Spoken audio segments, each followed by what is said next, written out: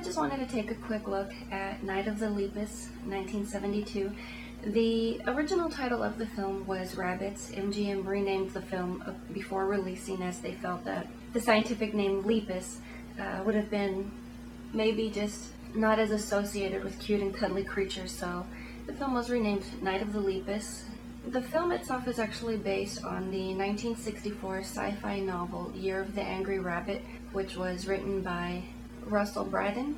The book itself actually does take place in Australia, although for some odd reason the film was reset in Arizona, and it does follow up on some of the same elements. So we do have somewhat of a rabbit infestation or pestilence type situation going on.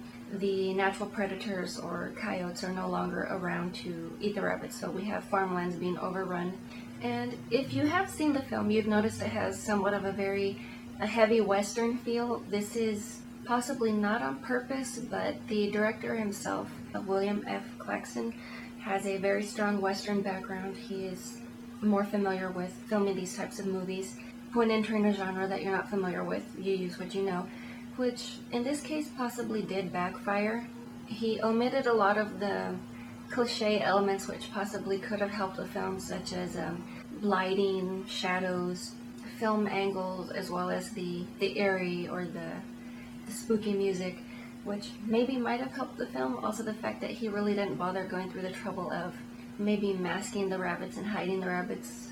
Another fellow Western actor which William Claxton has worked with on some occasion was Rory Calhoun. I don't think his performance actually hurt the film. He has done some other horror films such as Motel Hell, which I thought was excellent. The odd bit maybe to myself was actress Janet Leigh, as she is the only perceived quote-unquote star in the film, which in itself I found very odd, but reportedly she took the role because it was close to home. She wanted the luxury of being able to go home and visit on weekends, just so she could spend time with her ankle biters. One of the things I do agree on is that the film generally does receive a lot of bad criticism as far as the way it was approached. It was handled as a serious horror film when a lot of people feel it could have been handled as more of a horror spoof. I think to a degree it kind of accidentally wound up becoming that way either way, but regardless, I actually think it's a very fun film. It's a great popcorn movie, especially if you're maybe into cheesy B flicks or bad cinema. It's definitely a very fun watch. So we do have these Arizona farmlands which are being overrun by rabbits. I guess it was common in that day. A lot of people in the film mention wanting to poison with cyanide to get rid of the rabbits. One of the local researchers suggests using somewhat of a hormone therapy, not to grow breasts on the rabbits, but to disrupt their breeding habits, just to try to dwindle the numbers down that way. It's sort of a more humane and ecological way of handling the situation. Obviously, this being an ecological film does backfire. The rabbits gradually become growing larger in size.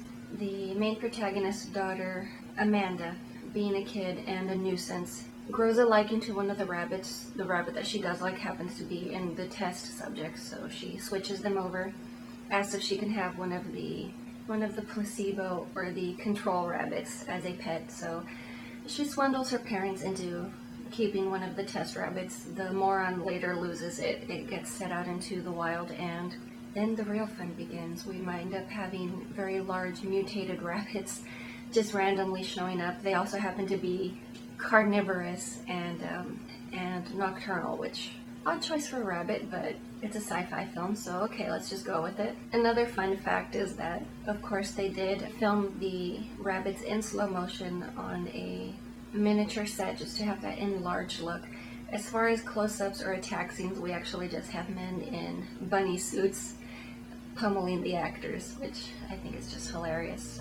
So the rabbits do become flesh eaters. It's not long before they're consuming people and have ketchup smeared on their face, which I guess for the rabbit wasn't such a bad idea, unless he doesn't mind salt and sugar with his tomatoes.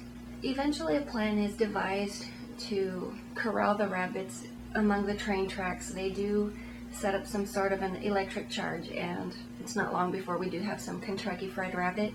It was definitely fun being able to go back and watch this. I've been looking for it for years and I just stumbled across it and I thought, why not?